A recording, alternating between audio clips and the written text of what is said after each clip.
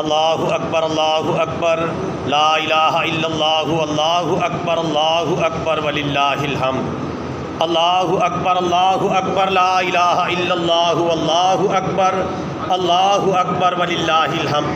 اللہ تعالیٰ کی کبریائی کا ترانہ ہے، بآواز بلند پڑھیں اللہ اکبر لا الہ الا اللہ اکبر وللہ الحمد۔ اللہ اکبر لا الہ الا اللہ اکبر وللہ الحمد۔ نحمدہ ونصلی ونسلم علی رسولہ الکریم، اما بعد فاعوذ باللہ من الشیطان الرجیم، بسم اللہ الرحمن الرحیم۔ برادران اسلام، الحمدللہ ثم الحمدللہ، آج عید الفطر کا مقدس اور پاکیزہ دن ہے۔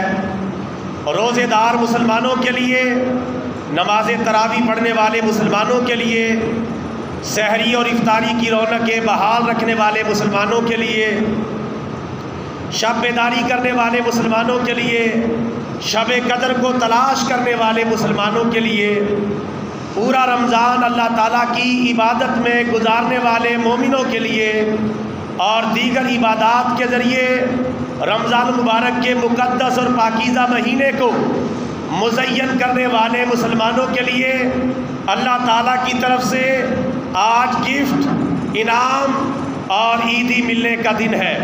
تمام اہل اسلام عید الفطر کی تیاری کریں، اللہ تعالیٰ کی عبادت کریں، اپنے دن کا اچھا آغاز کریں، نماز با جماعت کے اندر شریک ہوں، مسلمانوں کی اجتماعی دعا کا حصہ بنیں، اپنے لیے، اپنی فیملی کے لیے اور دیگر مسلمانوں کے لیے جی بھر کر دعائیں کریں، کیونکہ آج کا دن دعاؤں کی قبولیت کا عظیم دن ہے، اللہ تعالیٰ کی طرف سے انعام ملنے کا دن ہے۔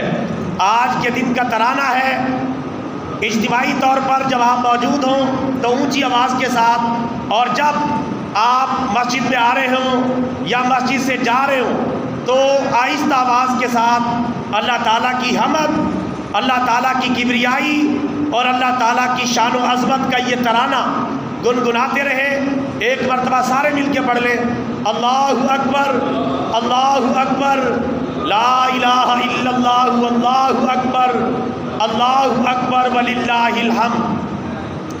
بڑے ہی خوش نصیب ہیں وہ مسلمان، وہ مومن، وہ غلامان مصطفیٰ جنہوں نے رمضان مبارک کا احترام کیا، رمضان مبارک کی قدر و منزلت کو پہچانا اور اللہ تعالیٰ کے احکامات کی پابندی کی اور شریعت اور سنت کے مطابق رمضان کو گزارا۔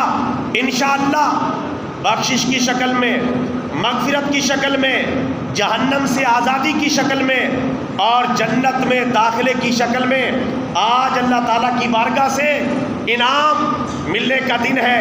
لہٰذا سارے مسلمانوں کے چہرے تر و تازہ نظر آنے چاہیے، خوش و خرم نظر آنے چاہیے، حشاش بشاش نظر آنے چاہیے، مسکراتے ہوئے چہرے آج نظر آنے چاہیے، چونکہ مسلمان سے مسکرا کر ملنا بھی صدقہ ہے، یہ بھی بہت بڑی نیکی کا کام ہے۔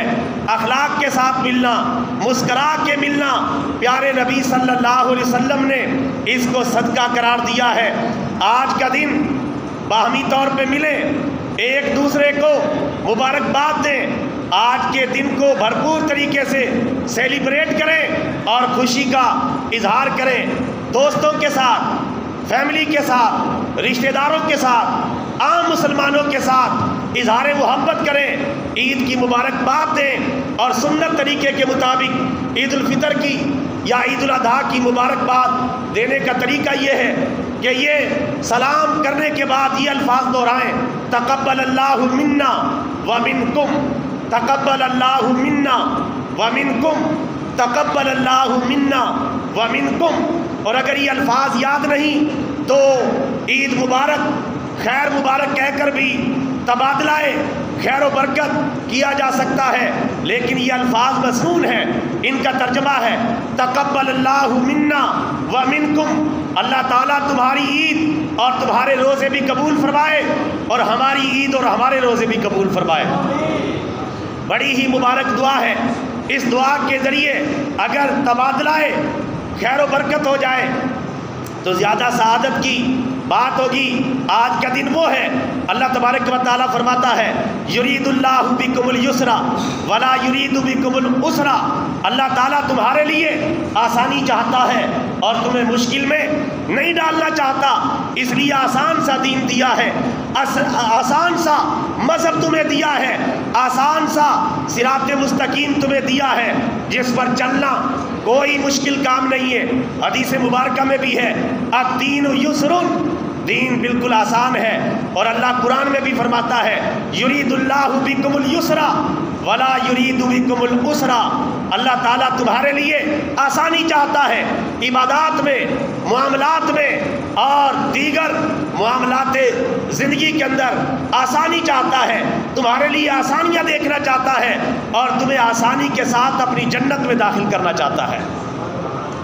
اور اللہ تعالیٰ تمہیں مشکل میں نہیں ڈالنا چاہتا.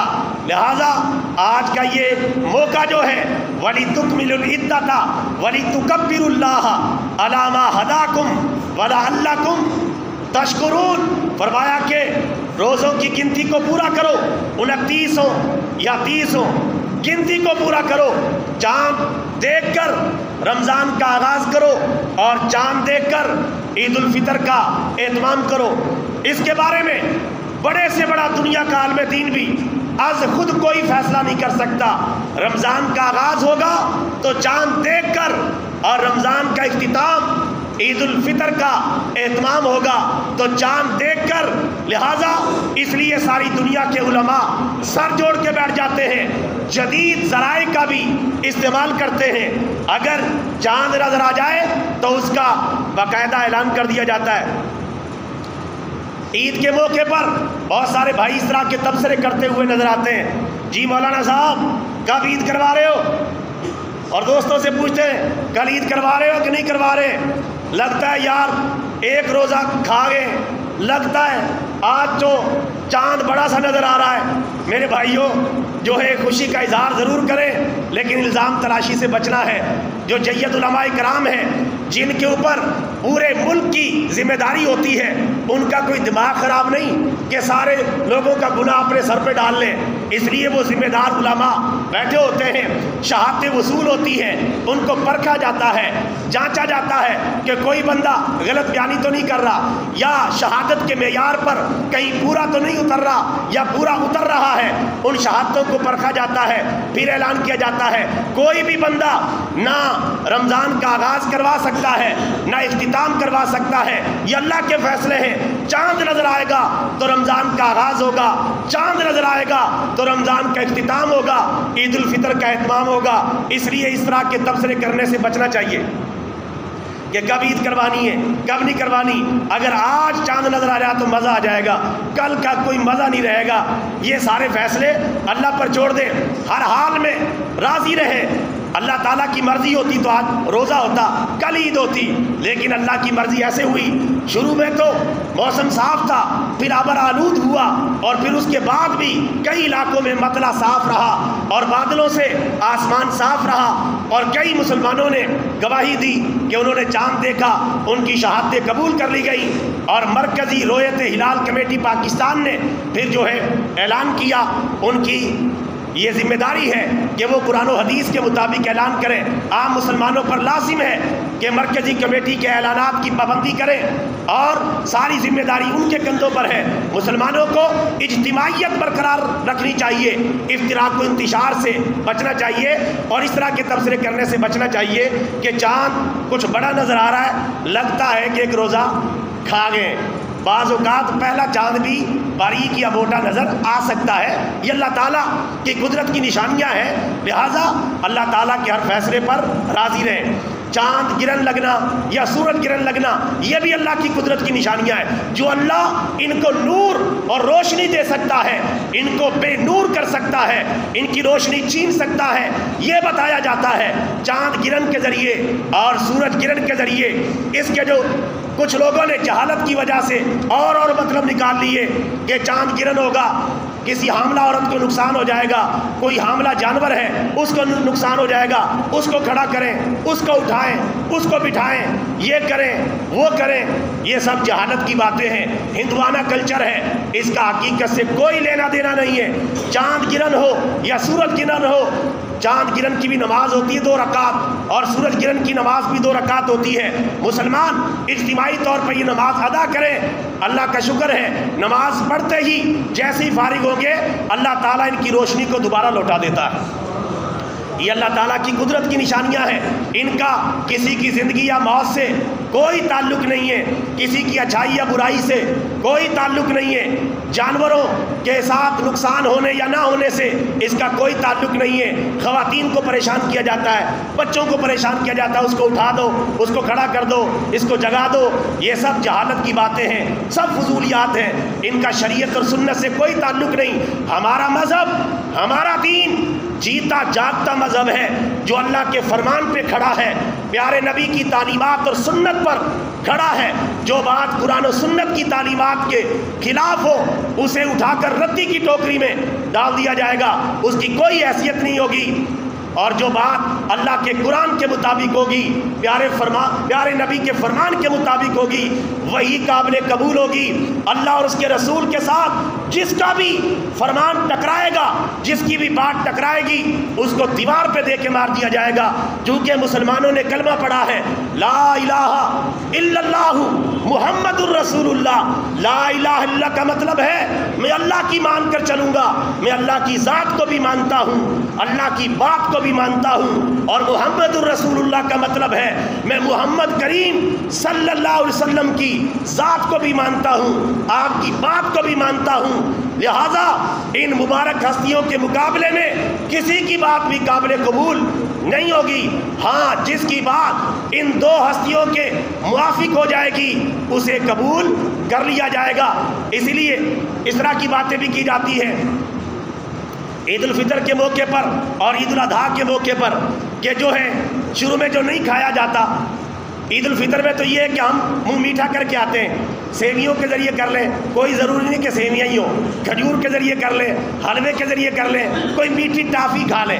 سیویوں کا عید کے ساتھ کوئی تعلق نہیں، لیکن پکا کر کھائیں تو بالکل جائز ہے، کوئی حرج نہیں ہے۔ میٹھی چیز کھا کے آنا سنت ہے عید الفطر کی نماز کے لیے، اور نماز عید الاضحیٰ کے اندر جا کے اگر قربانی کر رہے ہیں تو اپنے گوشت سے آغاز کرنا یہ سنت ہے، یہ کوئی روزہ نہیں ہے، یہ سنت عمل ہے۔ خدا نہ خواستہ یہ رہ بھی گیا تو گنہگار نہیں ہوگا، صرف فضیلت نہیں ملے گی، فضیلت اس کو ملے گی، سنت کا ثواب اس کو ملے گا جو عید الفطر میں کوئی میٹھی چیز کھا کے آئے گا، پھر نماز عید الفطر ادا کرے گا۔ اور دوسری سنت عید الاضحیٰ کے موقع پر یعنی جا کر جو ہے وہ کھانے کا آغاز کرے، مختصر کر لے، تفصیلی کھانا بعد میں کھایا جا سکتا ہے۔ اس کو بھی بعض بھائی روزہ کہہ دیتے ہیں یا چڑی روزہ کہہ دیتے ہیں، تو کوئی چڑی روزہ کوئی چڑا روزہ نہیں ہوتا۔ آج کے دن روزہ رکھنا حرام ہے، آج کے دن روزہ رکھنا کیا ہے؟ حرام ہے۔ یہ کھانے پینے کے دن ہے، یہ کھانے پینے کے دن ہے۔ آج اللہ تعالیٰ روزہ رکھنے سے نہیں اپنے بندوں کے کھانے پینے سے خوش ہوگا۔ قرآن پاک میں ہے کلو وشربو، کھاؤ اور پیو، ولا تسرفو، لیکن حد سے آگے نہ بڑھو، اعتدال کے ساتھ۔ معدے بھی ذرا آہستہ آہستہ ہم نے بحال کرنے ہیں، اعتدال کا راستہ اختیار کرنا ہے، لیکن کھاؤ پیو حد سے نہ بڑھو، یہ ایک سنت طریقہ ہے، یہ ایک سنت عمل ہے۔ لہٰذا اہتمام کریں، سنت پر عمل کریں، لیکن اس کو روزہ نہ کہیں۔ آج کے دن شیطان کا روزہ ہو سکتا ہے، مسلمان کا روزہ نہیں ہو سکتا۔ 4 دن کا روزہ رکھنا، جو 5 دن کا روزہ رکھنا حرام ہے۔ 4 دن کا عید الاضحیٰ کے موقع پر اور 1 دن کا عید الفطر کے موقع پر، یعنی عید الفطر کا روزہ رکھنا حرام ہے۔ کل سے روزے رکھے جا سکتے ہیں، اور عید الاضحیٰ کا اپنا روزہ رکھنا بھی حرام ہے، اور اس کے بعد 3 دن کے روزے رکھنا بھی حرام ہے۔ تو 4 دن وہ اور 1 دن یہ 5 دن ہے۔ یہ روزہ رکھنے کے دن نہیں ہے، یہ کھانے پینے کے دن ہے۔ لہذا کھاتے چلے جائیں، پیتے چلے جائیں، اللہ کا شکر ادا کرتے چلے جائیں، ثواب کماتے چلے جائیں۔ جس طرح کل روزہ رکھنے کا ثواب تھا، آج روزہ نہ رکھنے کا، عید پڑھنے کا، کھانے پینے کا اللہ تعالیٰ نے ثواب رکھا ہے۔ مسلمان تو اللہ کے حکم کا پابند ہوتا ہے، اگر روزہ رکھ کر کھائے پیے بغیر ثواب ملتا ہے تو ادھر سے حاصل کرتا ہے۔ اللہ کا آرڈر آ گیا، کل روزہ تھا، دن کو کھانا پینا حرام، آج دن کو کھانا پینا لازم۔ جس نے پورے دن میں کچھ بھی نہیں کھایا گنہگار ہوگا، اس پر توبہ لازم ہے، بجائے اس کے کہ اس کو کوئی ثواب ملے الٹا گناہ ملے گا۔ کھانے پینے کے دن ہیں، اللہ تعالیٰ اپنے بندوں کے سے ان 5 دنوں میں بڑا خوش ہوتا ہے کھانے پینے سے۔ لہذا میرے بھائیوں کوشش کریں عید الفطر کے دن کو اچھے طریقے سے گزاریں۔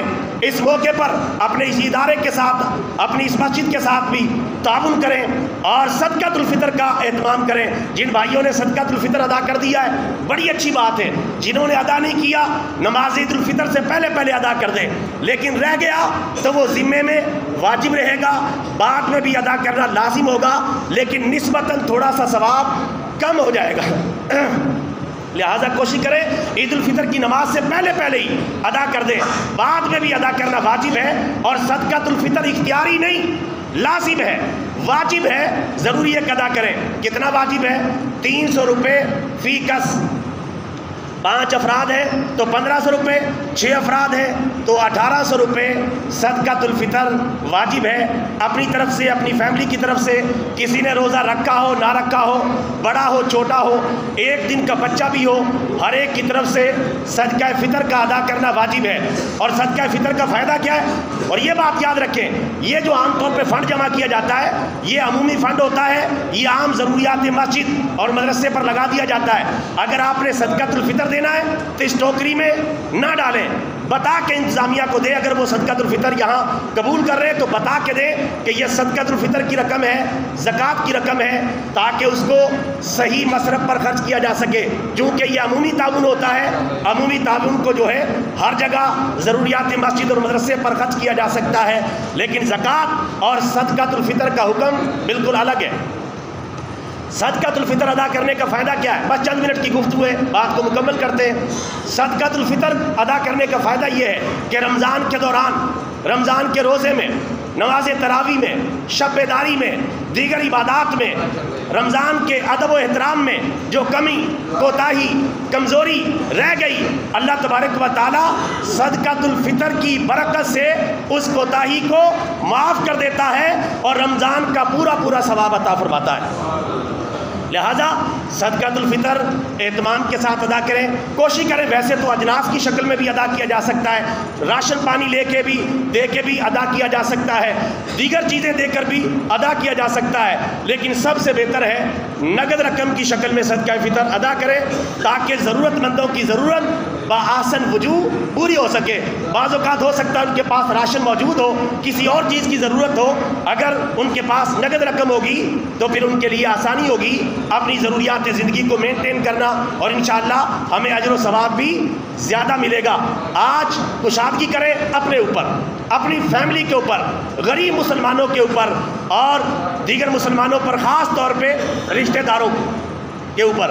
رشتہ داروں کے اوپر خرچ کرنے سے ڈبل ثواب ملتا ہے، ایک تو صدقہ و خیرات کا، نمبر 2 صلہ رحمی کا بھی ثواب ملتا ہے۔ تو رشتہ داروں کو قبول کریں پوری تیاری کے ساتھ، محبت کے ساتھ۔ اگر کوئی انبن ہو گئی ہے، کوئی لڑائی جھگڑا ہو گیا ہے، پہلے سلام کریں، دل بڑا کریں، اور مت دیکھیں میں تو بھائی بڑا پھنے کا ہوں، میں تو بڑا چودھری صاحب ہوں، یہ مجھ سے پہلے سلام کرے گا تو دیکھ لیں گے، ورنہ مجھے اس کی کوئی پرواہ نہیں۔ تو یہ رویہ اختیار نہ کریں، اس سے آپ کا اجر و ثواب ضائع ہو جائے گا۔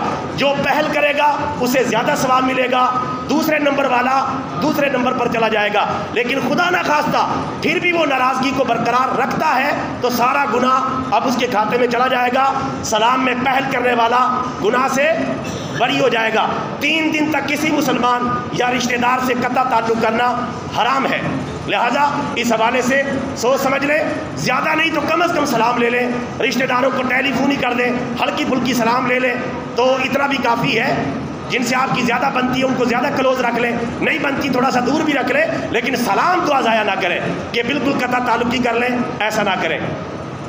اس موقع پر بھرپور خوشی کا اظہار کریں، اچھے کھانے بھی کھائیں اور اچھی عبادت بھی کریں، اور چلتے پھرتے یہ ترانہ آج آپ نے گنگناتے رہنا ہے ہم سب نے، اللہ اکبر لا الہ الا اللہ واللہ اکبر وللہ الحمد۔ اللہ اکبر اللہ اکبر لا الہ الا اللہ واللہ اکبر اللہ اکبر وللہ الحمد۔ مزہ نہیں آ رہا سر، ابھی میری آواز زیادہ ہے، آپ کہیں کہ سپیکر لگا ہوا ہے تو چلو سپیکر ہٹا کے پھر دیکھ لیتے ہیں، آواز نہیں آ رہی، گونج پڑ جائے ذرا، اللہ کا گھر یہ گواہ ہو جائے، ستون گواہ ہو جائیں، سارے مسلمان ایک دوسرے کے گواہ ہو جائیں، یہ ساری چیزیں گواہ ہو جائیں، اللہ کے بندے بآواز بلند اللہ کا ذکر کر رہے ہیں، بآواز بلند پڑھیں، اللہ اکبر اللہ اکبر لا الہ الا اللہ واللہ اکبر اللہ اکبر وللہ الحمد، اللہ اکبر اللہ اکبر